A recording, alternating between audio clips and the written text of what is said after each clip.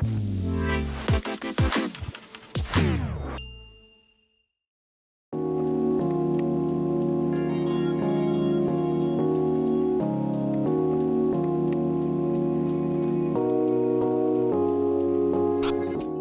morning. Welcome to Hope One Live, ladies and gentlemen. We're doing these programs because there's only two things you can have in life.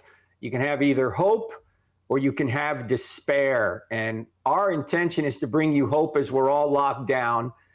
And a lot of times I'm asked a question about who do I read? Who do I listen to? How do I educate myself so I can go on college campuses and give answers to difficult questions? And the number one person I listen to is our guest today. His name is Dr. William Lane Craig. Most of you know whom he is. He has a wonderful ministry that has been going on for probably near 40 years to college campuses. He's debated more people than any other Christian, I would assume, over the past 30 or 40 years. He has a website, reasonablefaith.org. He has a podcast you need to listen to. I listen to it every week. He has a defender's class, which is a near seminary level education that you can watch off of his app, the Reasonable Faith app. And he has a question of the week. He has amazing videos, and he's a wonderful gentleman. Dr. William Lane Craig, welcome to Hope One Live. Well, thank you, Frank. It's good to be with you today. It's always great to be with you. Tell me, how are you and Jan faring under the lockdown? Well, I almost feel guilty about saying this, but it's had almost no effect on my life at all. I've had to cancel a few speaking engagements, but basically I spend morning to evening in my home office studying and writing. And so it's been an enormously productive time for me in my study of the historical atom. And so for me, at least, it's been really great. I think that for people who are writers and composers and artists who work in their studio or their office, you can get along in this pandemic quite well. Bill, how did all this begin for you? I mean, how did you decide you wanted to get into philosophy and theology and apologetics? Because right now, I would say you're, if not the top, and the top two or three of people that I know about anyway, that support other people like myself doing what we do. How did it begin for you? Well, for me, it was at Wheaton College in my undergraduate education that I got the vision of sharing the gospel in the context of giving an intellectual defense of the Christian faith. And that led me then to my graduate studies and then into a ministry of apologetics. I was inspired by the example of Edward John Carnell, who was a Wheaton grad who had doctorates in both philosophy and theology. And I never thought that I could do that. But following the Lord's guidance along the way, that has come to fruition in our life and ministry. And you have spread that around with Reasonable Faith chapters around the world. Tell people about Reasonable Faith chapters, and if they're ever interested in starting one, how do they do so? Well, we actually got this idea from Hugh Ross and Reasons to Believe. They have these local clubs. And I feel that many Christians who are intellectually engaged with their faith feel isolated. They are in churches where people don't understand them. They don't share the same concerns. They're not interested in the questions they are. And so I thought what we could do would be provide a forum for these people to get together and to discuss these issues that are so important. And so we started looking for leaders who would lead a Reasonable Faith chapter at their university or church or in their town. And we have sought to empower these local leaders to make them as effective as they can possibly be in their own ministry as they feel to develop it. And now it's just exploding in Latin America, in Spanish-speaking countries, as well as in the United States and around the world. So it's really grown beyond what I could have imagined. And if they go to reasonablefaith.org, can they inquire about how to get involved? Yes, I think there's a drop down on the menu for chapters, and that will put them in touch with Tyson James, who is our global chapters director, and he will guide them through the application process to become a local Reasonable Faith chapter director.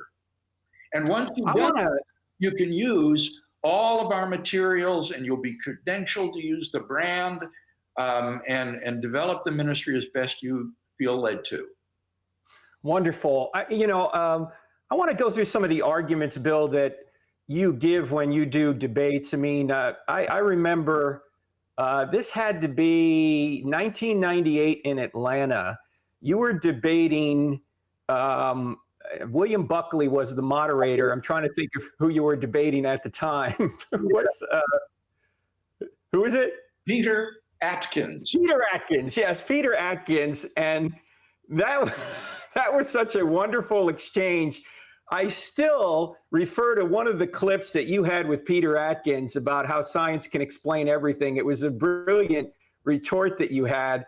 And one of the best things about that debate was William Buckley, because I remember him announcing you and he said, representing the Christian position is Dr. William Lane Craig. And then he said, representing the devil is Dr. Peter Atkins. And that was a classic exchange. Yeah, I mean, Buckley was such a hoot.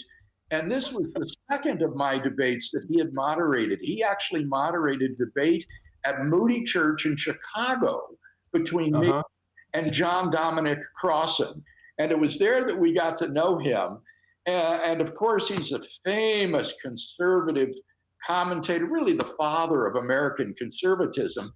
But he also had a belief in Christianity as well. Yes.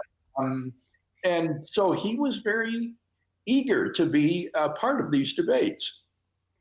Yeah, well, that was a wonderful exchange. And you've had so many great debates over the years. I remember when you debated Sam Harris and he said something like Dr. William Lane Craig is the one Christian that puts the fear of God into atheists.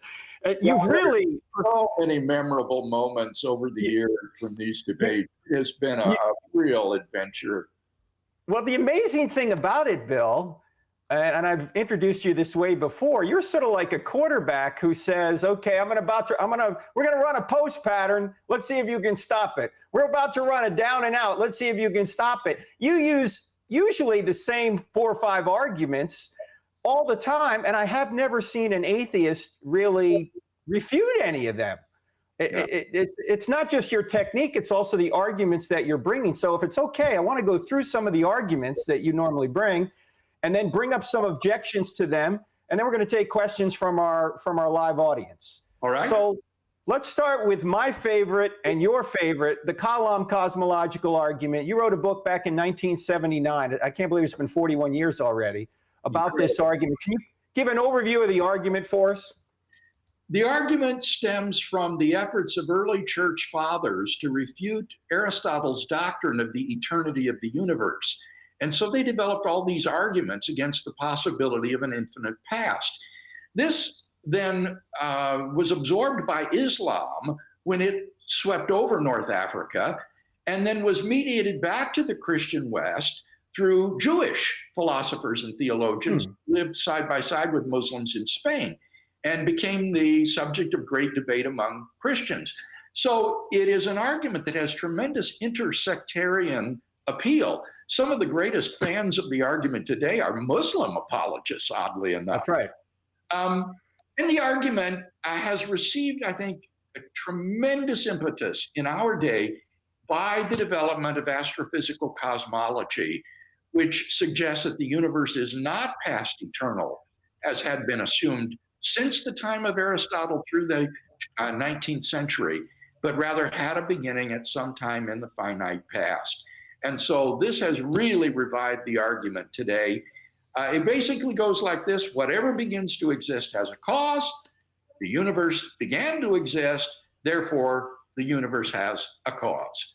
And then you can do a conceptual analysis of what it is to be a cause of the universe, and a number of very striking theological properties of this uncaused first cause fall out from such an analysis. Well, mention that, Bill, because the reason it's my favorite argument is because it does give you more attributes of the existence or for the existence of God than any of the other natural theology arguments. What are the attributes that seem to naturally flow out of this argument? Well, it will give you an uncaused, beginningless, changeless, timeless, spaceless, personal creator of the universe with enormous power. Now, what I like about the argument is that that is a modest conclusion. It says nothing, for example, about the moral qualities of the creator. He could be an absolute stinker for all we know, which means that the problem of evil cannot be raised as an objection to the argument, because it's not part of the argument that the creator is good. You'll need a moral argument for that. But as part of a cumulative case for theism, the Kalam cosmological argument gives you some of the most important theistic properties that there are. Now, you have also, you're famous for giving the scientific arguments for the beginning, but could you go through a couple of the philosophical lines of evidence you give for the beginning? Yes, there are a variety of philosophical arguments for the finitude of the past. I classify these under two heads. The first would be arguments that are based on the impossibility of the existence of an actually infinite number of things. And the idea here is that if you could have an actually infinite number of things, it would lead to all sorts of crazy absurdities. And therefore, the number of past events can't be actually infinite. They need to be finite, and that implies that the universe began to exist.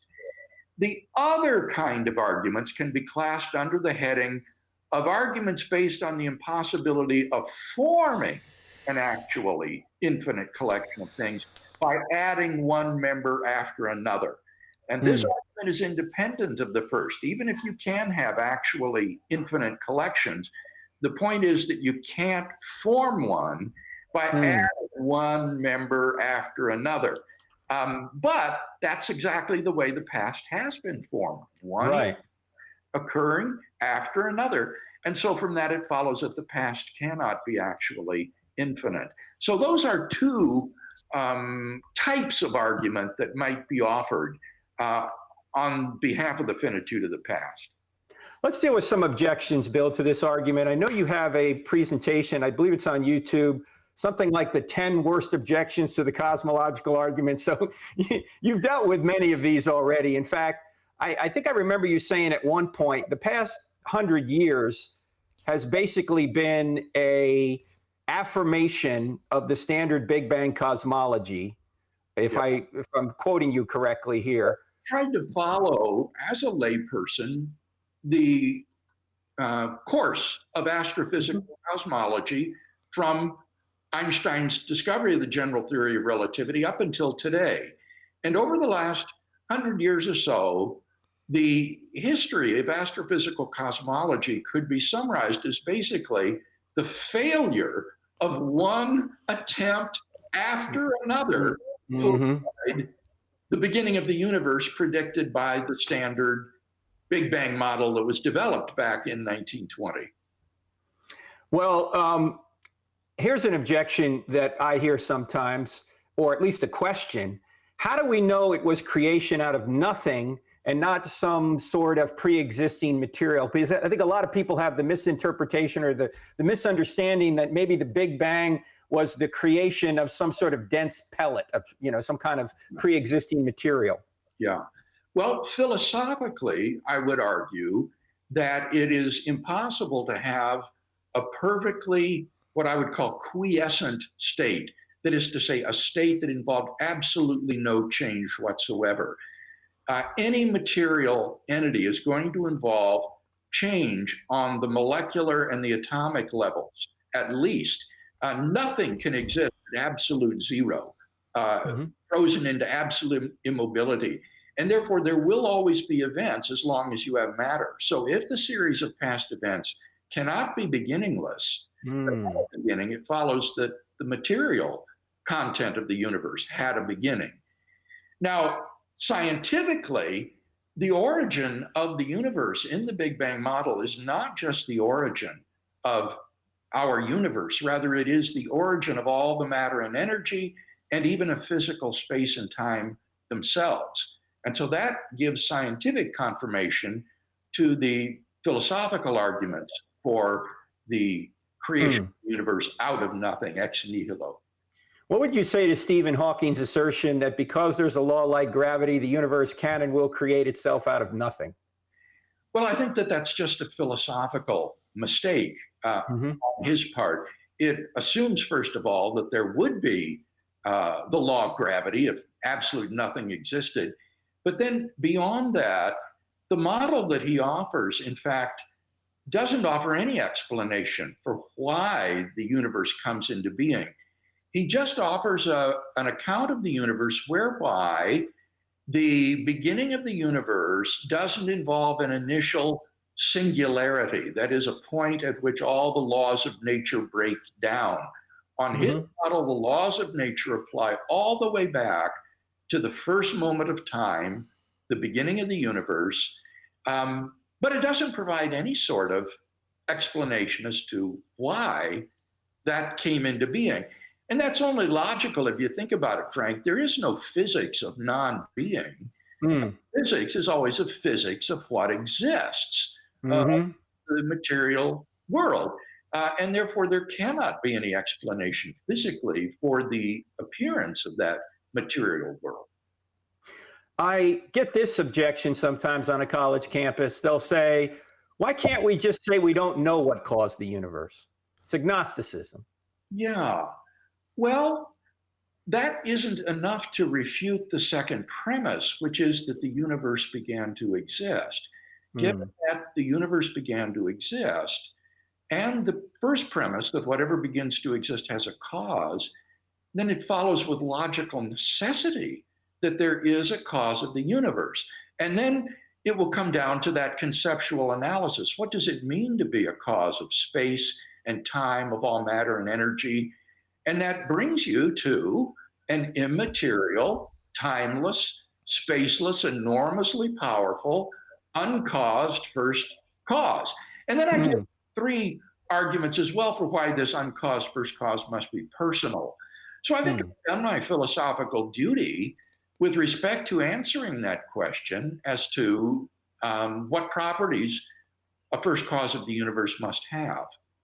Wouldn't the personal aspect of the being, Bill, also imply intelligence? In order to be personal, you have to have intelligence, correct? By personal, I mean that it is a mind that is endowed with freedom of the will. And so, yes, this would be an intelligence. And then that is just reinforced by the fine-tuning argument. Well, let's go right into the fine-tuning argument because, and by the way, friends, Dr. Craig has put this all in a very readable format. It's a book called On Guard, which I highly recommend you get. And any layperson can understand On Guard. If you want to go into more depth, you can get his book, Reasonable Faith. But let's talk about the fine-tuning argument if we can, Bill. Give an overview of that for us, would you? Sure. One of the most remarkable discoveries of contemporary astrophysics is that the Big Bang was not a chaotic, unordered event. Rather, from the very beginning, the universe is characterized by certain constants and certain quantities in nature that are incredibly fine-tuned to permit the existence of embodied conscious life. If even one of these fundamental constants or quantities were to be altered by a hair's breadth, the universe would be life prohibiting. So the question that scientists have grappled with is, what is the best explanation of this remarkable fine-tuning of the cosmos? And in the scientific literature, there are basically three proffered explanations. Either physical necessity, they had to be this way.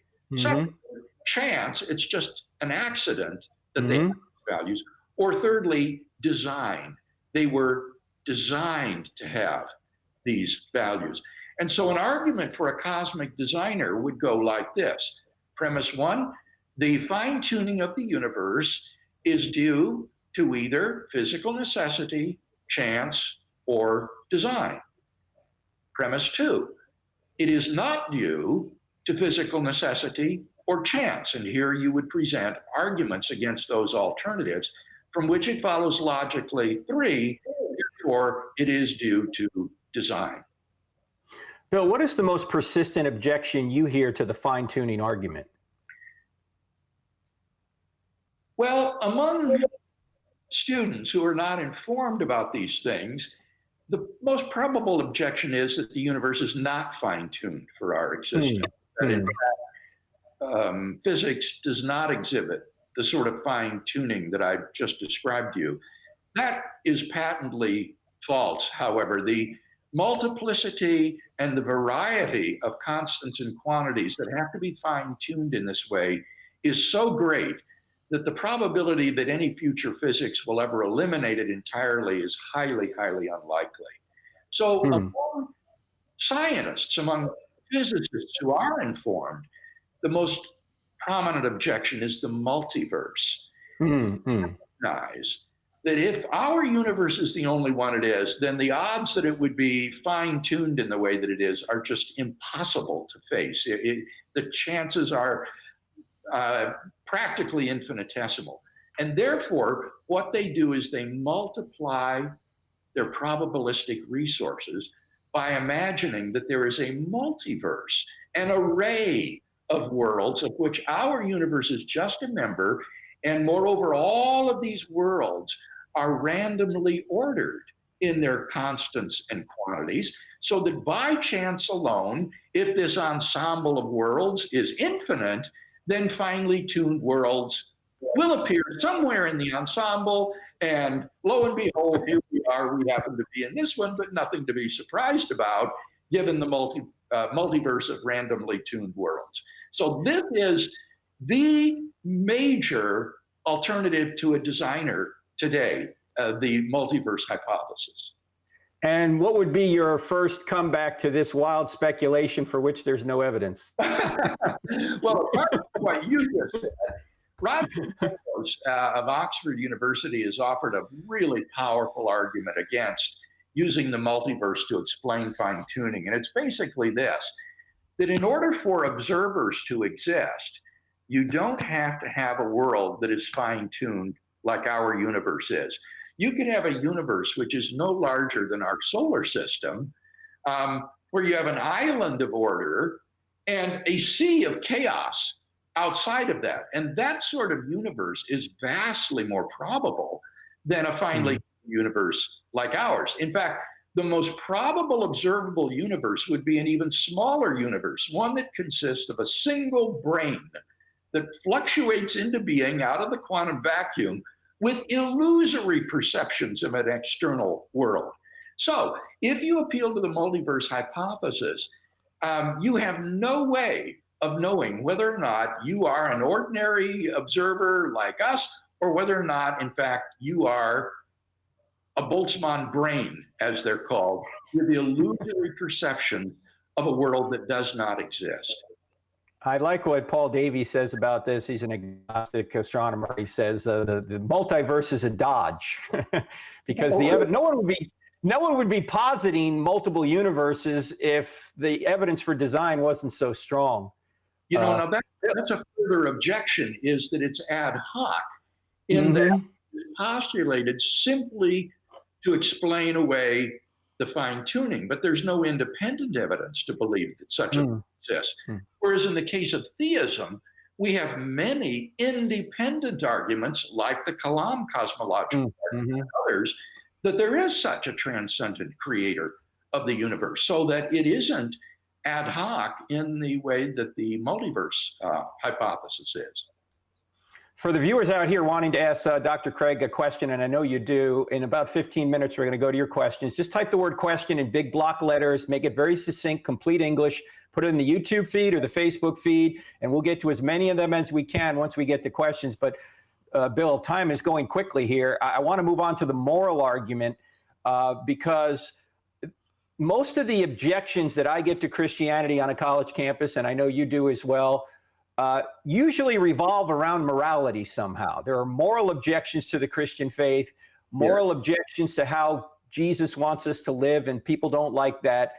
Can you give us an overall argument first, and then we'll deal with some of the objections to this? I stumbled into this moral argument through the back door, so to speak. I was speaking on university campuses on the absurdity of life without God. And one of the aspects of that is that I argued that if there is no God to be the absolute standard of good and evil, right and wrong, then we are lost in sociocultural relativism. And there is no objective right and wrong, good and evil. All things are permitted, as Dostoevsky said. And the reaction that I got from students was, no, we do know that certain things are really wrong or really good, that love is good and the Holocaust was evil. We know that objective moral values and duties do exist. Well, now that didn't refute anything I said. What it did gave me the missing premise in a moral argument that would go like this. Premise one, if God does not exist, then objective moral values and duties do not exist. Two, but objective moral values and duties do exist. That was the point the students were making, from which it follows logically. Three, therefore God exists. So I find this moral argument to be a very powerful argument for God's existence with students. Bill, how would you respond to someone who said, well, this is just an argument from authority, might makes right, and you're just saying that because God said so, something's right? Oh, it's important to see that the moral theory I'm offering here is not some kind of what's called voluntarism, where God just makes up right and wrong, right makes right. No.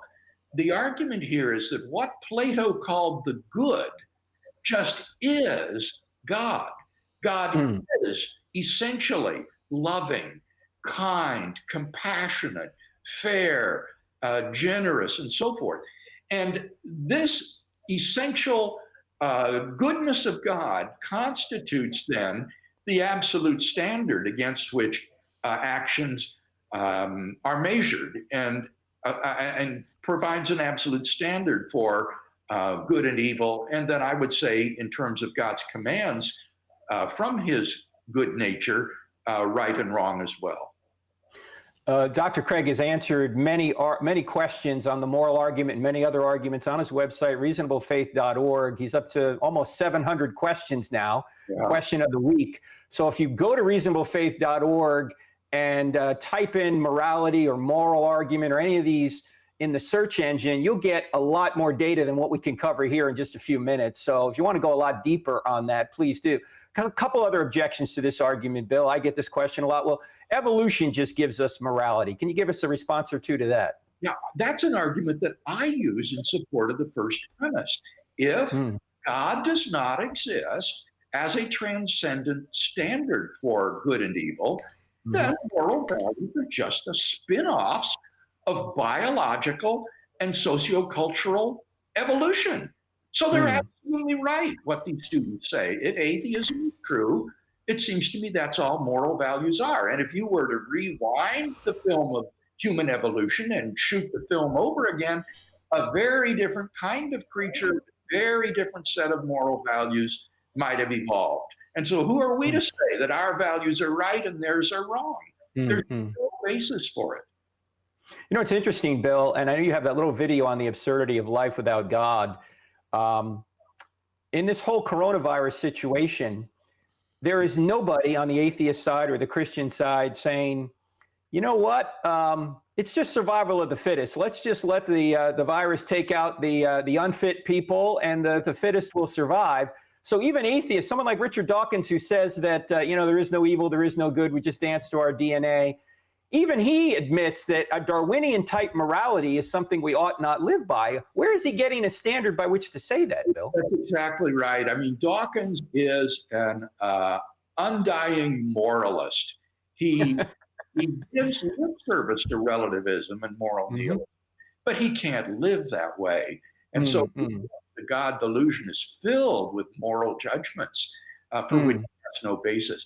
And in fact, I've argued, as you probably know, Frank, that it's really impossible to live consistently and happily within an atheistic framework. Nobody can live consistently and happily as though his life were valueless, purposeless, and meaningless.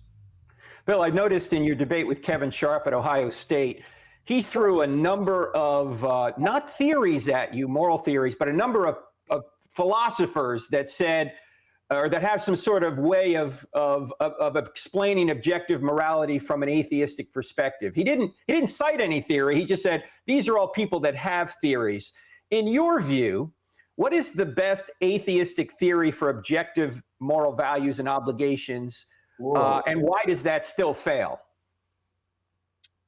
Well, I suppose, I guess I would say the best would be Eric Wielenberg's Platonism. You posit some sort of abstract entities like justice, love, fairness, loyalty, and then you argue that we ought to order our lives so as to maximize these values in our lives. Mm-hmm. And I had a debate with Eric Wielenberg on this, where I presented a number of, I think, decisive objections to his naturalistic view. And this is going to be now released in the form of a book with responses by two atheistic ethicists, as well as a couple of Christian ethicists. So if folks are interested in pursuing this theory further, I'd commend the book to them. Why would anybody be obligated to obey any naturalistic theory, Bill? Where do obligations come from? That's really hard. Say you do have Platonism, where there is this realm of abstract objects called moral values, like justice, loyalty, fair play. These really exist. Mm-hmm. Well, probably on Platonism, moral vices also exist as abstract objects. Lethargy, hatred, rapacity, greed. Why am I obliged to align my life with one set of these abstract objects rather than the other? I can't see any basis in Platonism for moral obligation and hence moral duty. Yeah, it seems to me that every time an atheist tries to come up with some sort of objective moral standard, they're smuggling in a standard into the system to try and make it work. I noticed that Sam Harris does that when he talks about human flourishing. We might agree that human flourishing is a good thing, but why is human flourishing a good thing? Yeah, especially on his view, on atheism, why single out the flourishing of sentient life? In fact, he doesn't talk just about human flourishing, but the flourishing of sentient life. And that includes things like rats and mice and other mammals.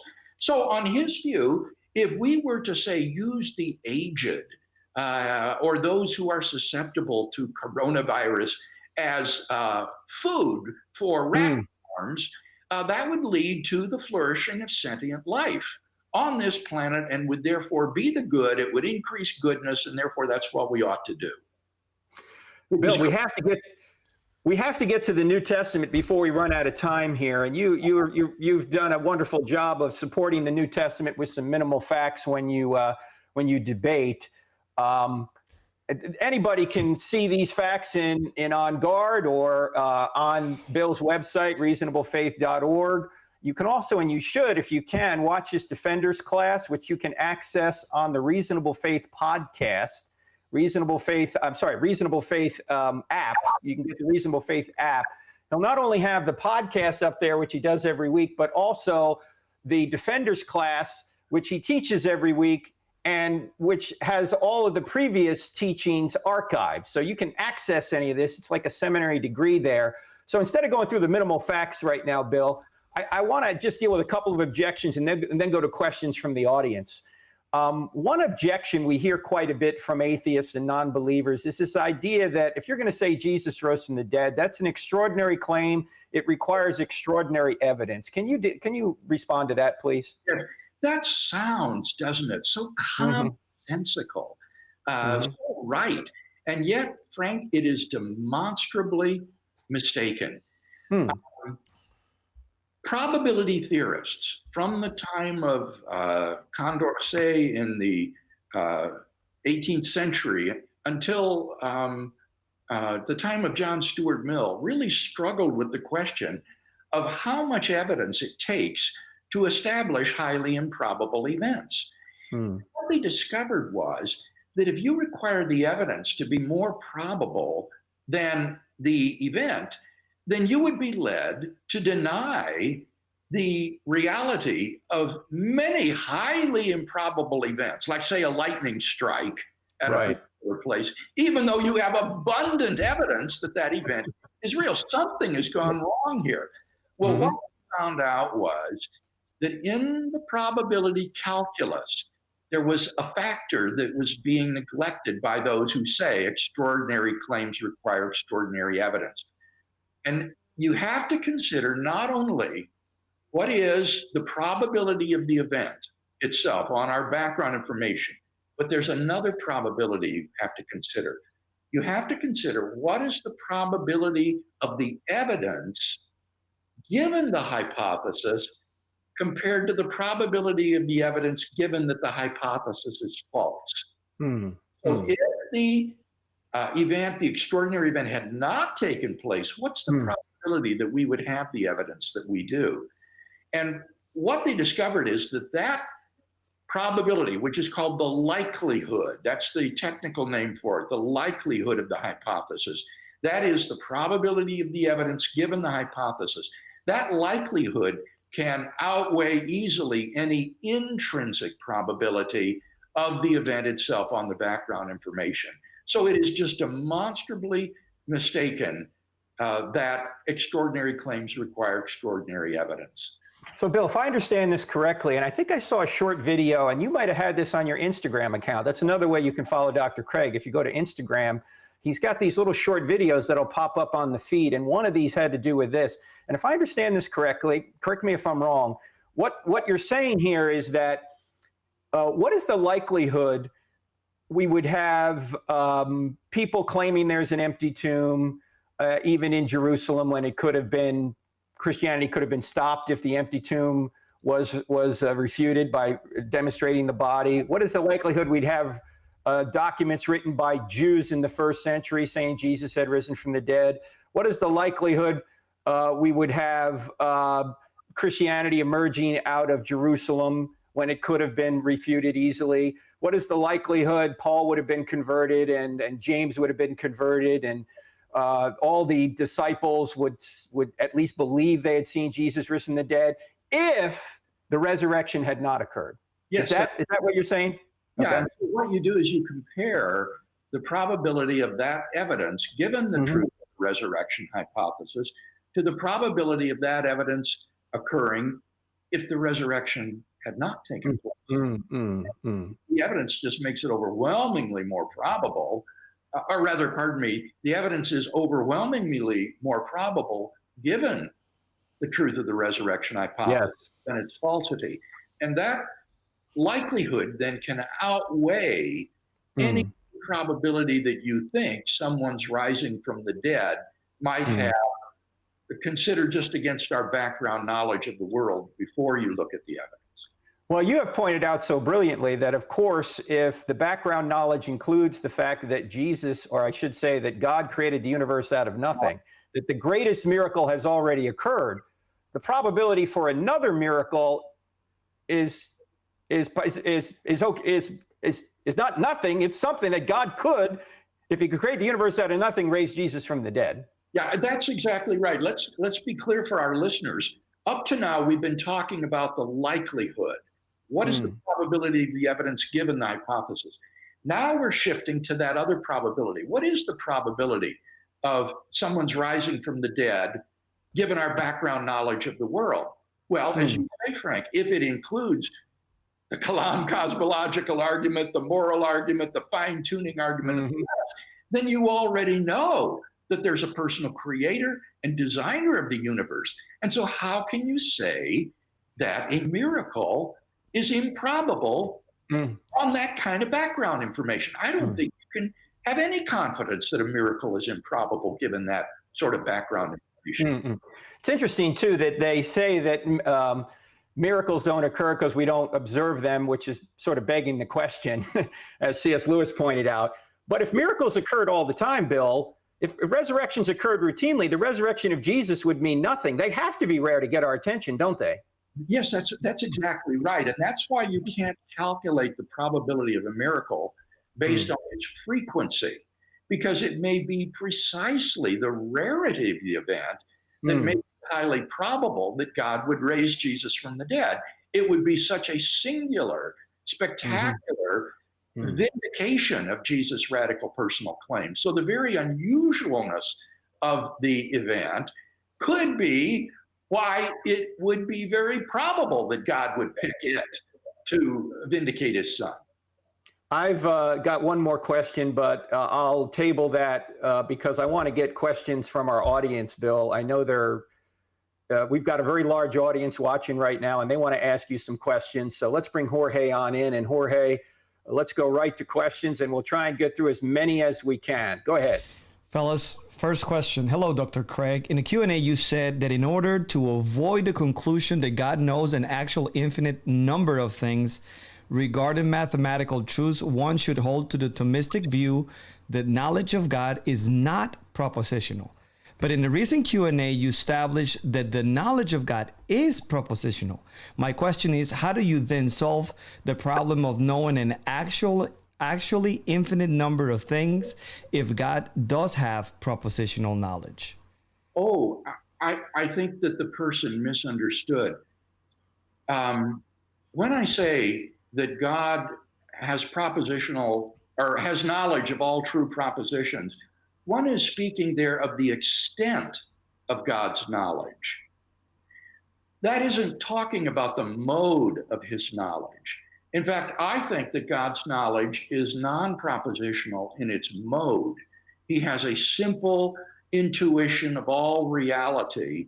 But when we express the extent of what God knows as finite persons, we say, well, he knows all true propositions. Okay. In mode and extent. Good deal. Next one. What makes Christianity the one true religion over any other religion in existence today? Well, that it's true, right?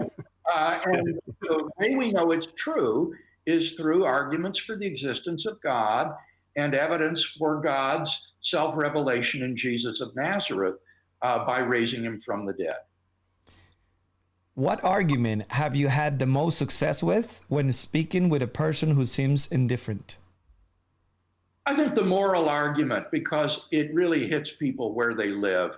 Every day you get up, you answer by how you treat other people, whether or not you think there are objective moral values and duties, and whether people have intrinsic moral worth or whether they're just means to be used for your ends. So the moral argument, which shows that the affirmation of objective values and duties requires God, I think is existentially very compelling. Yeah. What was the toughest debate or best argument against Christianity that you've been involved with? Well, those are actually two different questions, because the toughest debates may not be the debates in which the best arguments are offered, but in which the opponent is effective in emotionally connecting with the audience. For example, I had a debate with Corey Washington years ago, and it was going swimmingly for me right up until the rebuttals. And then in the rebuttal phase, he simply read a description of a man dying from the Ebola virus and blood gushing out of his ears, his mouth, his anus, every orifice in his body. And then he said to the audience, couldn't God have made this guy suffer just a little less? Yeah. Well, I could give my intellectual responses to the problem of evil, but the emotional impact of that was so incredible, I think it just couldn't be overcome. So oddly enough, sometimes the toughest debates will not be the intellectual ones. It'll be the ones where the speaker uses rhetoric and emotional stories to try to move the audience to his side.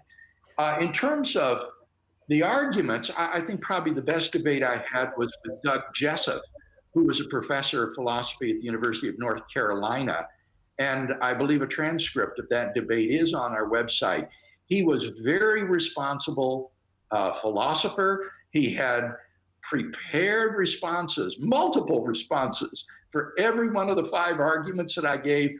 And afterwards, when I said to him, "You're really a good debater," he said to me, "Thanks, I was on our university debate team." Both the philosophical and the debate training, and therefore I think was the most formidable opponent that I've ever faced. Excellent. Hey, Bill, can you quickly just give an overview of the argument you make regarding evil, that we're not in a position to know why God allows a particular evil? There's a ripple effect that goes on, and it might bring great good later. Can you just highlight that for me? This is a response to the probabilistic version of the problem of evil, which says that God probably doesn't have good moral reasons for permitting the suffering in the world. And what I point out there is that we're just not in a position to make those kinds of probability judgments with any confidence at all. And the reason is because the tiniest event in history sends a ripple effect through history that can bring about unpredictable changes and differences in the world, such that God's morally sufficient reason for permitting something in my life might not emerge until centuries from now, perhaps in another country. And therefore, we're simply not in a position to make these kinds of probability judgments with any sort of confidence at all. And it could go the other way too, Bill, right? With the coronavirus. I mean, one person may have made a mistake, correct? Yeah, this was a point I actually made in an interview with Justin Brierley last year. I heard it, yeah. One lab technician in a Chinese laboratory apparently made a misstep, brought this virus home to his girlfriend he was living with, and boom, as a result, it has spread throughout the world, causing thousands and thousands of deaths and unimaginable economic havoc and hardship. And yet no one could have predicted such a thing based upon such a seemingly trivial event. Yeah. And that's why you shouldn't live with your girlfriend, ladies and gentlemen, right there. Yeah. This one is when it comes to building our faith or a stronger relationship with God, should we take into account spiritual experiences of other people, or is logic and reason alone sufficient? If I understand the question, I would say that we should take into account the experiences of other people. Jan and I, over the years, have frequently met people who just seem to be on a different level than your average Christian. People who have a deep relationship with Christ. They love the Lord, and they're committed to Christian work. They're just really special people. And I like to be around people like that. I hope that it'll rub off on me. And, so I think it is valuable to learn from the spiritual experience of others like that. Absolutely. How does this argument, the Kalam cosmological argument, show that God is personal? Oh, I give 3 reasons for that very briefly. Number one, causal explanations can either be scientific or personal. The cause of the universe cannot be scientific because it is the first physical state, and therefore cannot be explained in terms of natural laws operating on a prior state. So it must be personal if it has an explanation. Secondly, would be that we've already arrived at an uncaused, timeless, spaceless, immaterial being that is responsible for the universe coming into existence. Now, the only candidates for a timeless, spaceless, immaterial, eternal being that I know of would be either an abstract object like a number, or else an unembodied mind or consciousness. But an abstract object doesn't stand in causal relations. So again, the cause must be an unembodied mind, which is a person. The third argument would be is that I cannot think of any other way to explain the origin of an effect with a beginning from a timeless cause. if the cause is permanent and always there and is truly sufficient for the effect, then why isn't the effect always there? How do you get an effect with a temporal beginning from a cause that is permanent? Well, the only way I can think of it is that if the cause is a personal agent endowed with freedom of the will, who can therefore arbitrarily cause an effect with a beginning in the absence of any antecedent determining conditions. And so these three independent arguments, I think, provide very powerful reasons for thinking that the cause of the universe is a personal, unembodied mind.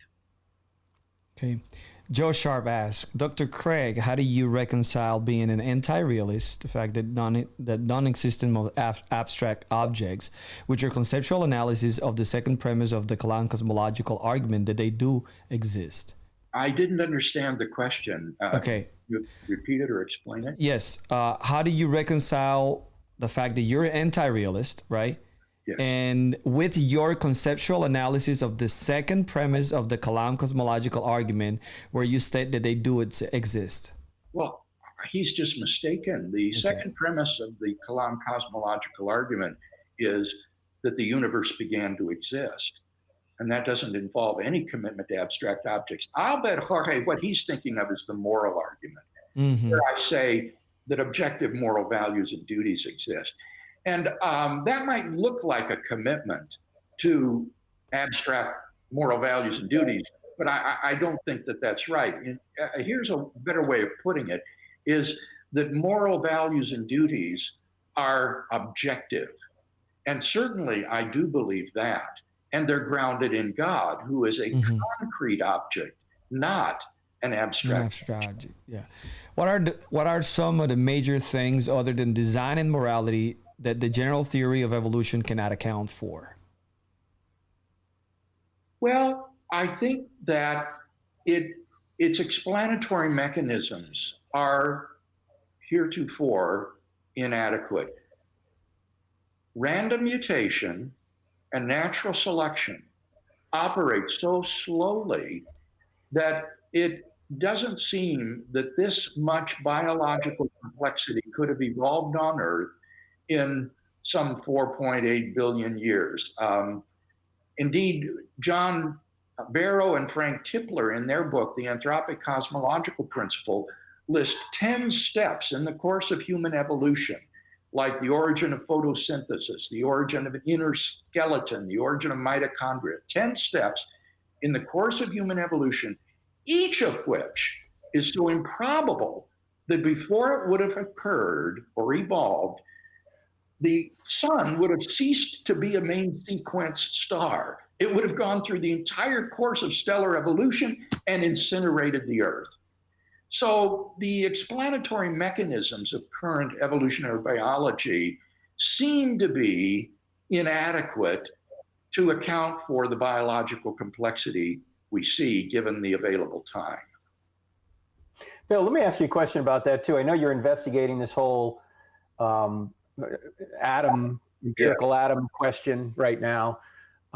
We were mutually, you actually spoke at an event at ETS, and I happened to be in the room and asked a question regarding theistic evolution. And my question was this, and I'd love to have you answer this as well. My question to the theistic evolutionists was, what evidence do you see for theistic or just for macroevolution of any kind that could not equally be interpreted as evidence for a common designer or common creator?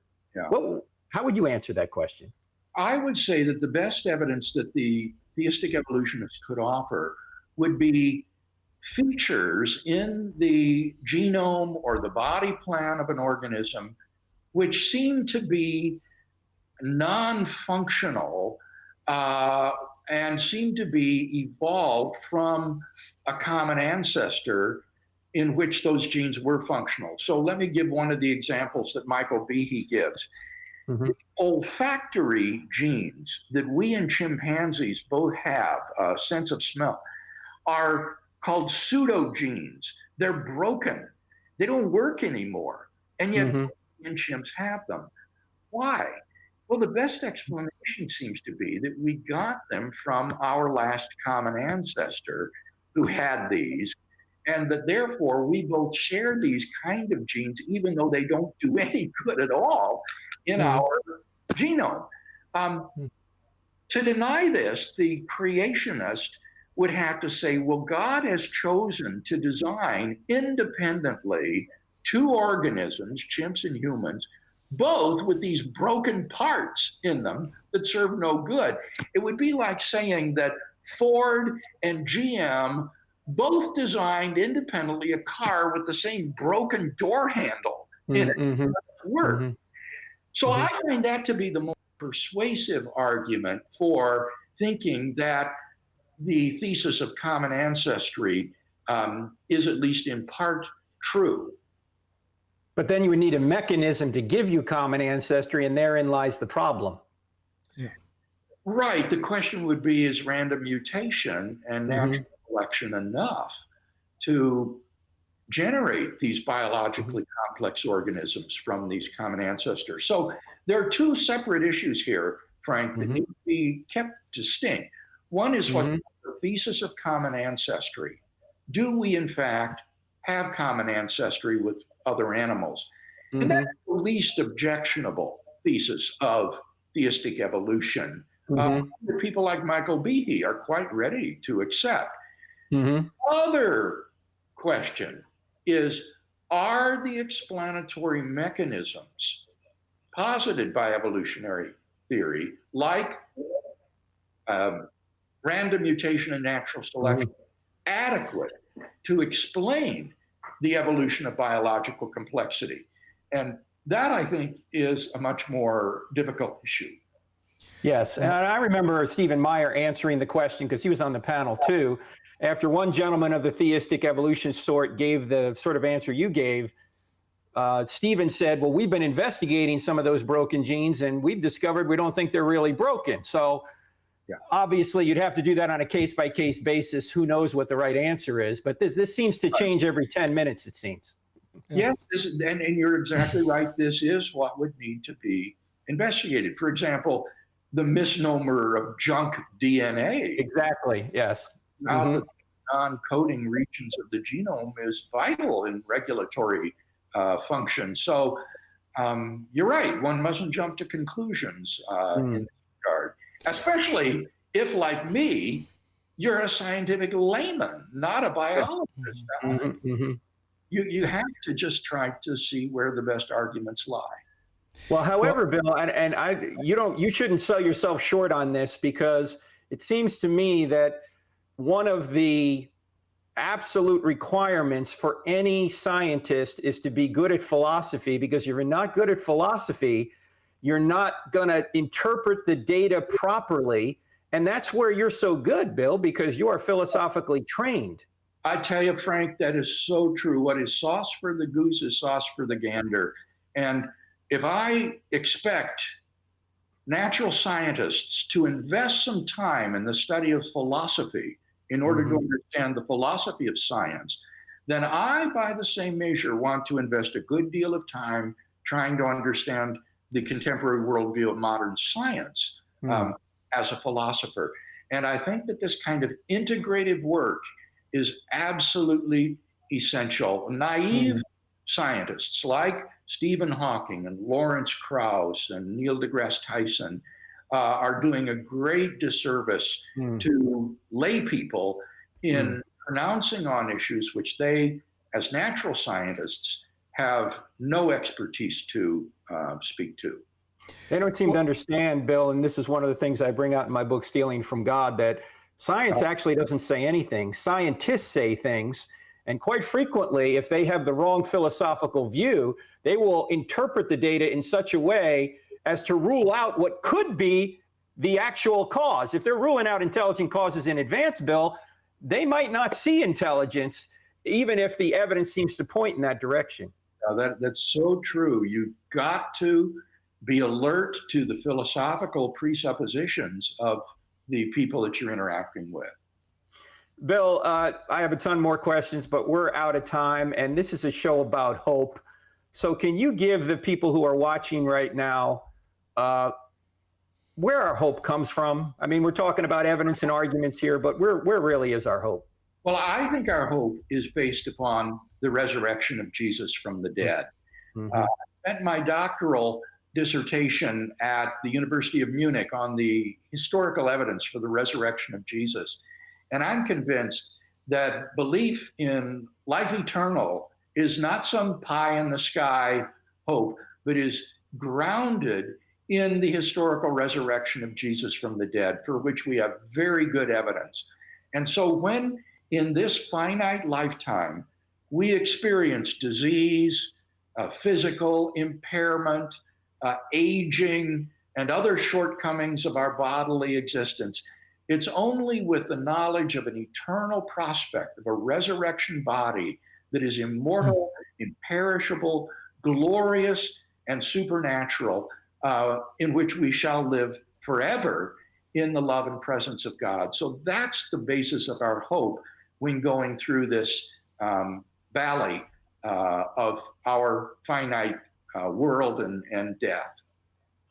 Amen. Bill, thank you for your work, your life's work that has made that a lot more reasonable than people previously thought. I mean, you deal with objections to postmodernism, objections to the arguments for God, or you deal with objections to miracles, you deal with objections to people saying Jesus rose from the dead. You've done that masterfully. And again, friends, I want to really encourage you, if you don't have On Guard, at least get On Guard. Also go to reasonablefaith.org. Get the reasonablefaith.org app, and you can follow Dr. Craig wherever he goes. You can listen to the podcast there. You can watch and listen to the Defenders broadcast there. You also want to look at Dr. Craig's what we call Zangmeister videos. He's teamed up with our mutual friend Jim Zangmeister. Many of the arguments we've talked about here on Hope One today are in the short little videos that you guys have done a wonderful job on. So, Bill, thank you so much for all you do. Oh, thank you, Frank, for that endorsement. You know, we got the Zangmeister from you. That was when we first saw his work, was that Problem of Evil video. And he has done great work for Reasonable Faith. But thank you.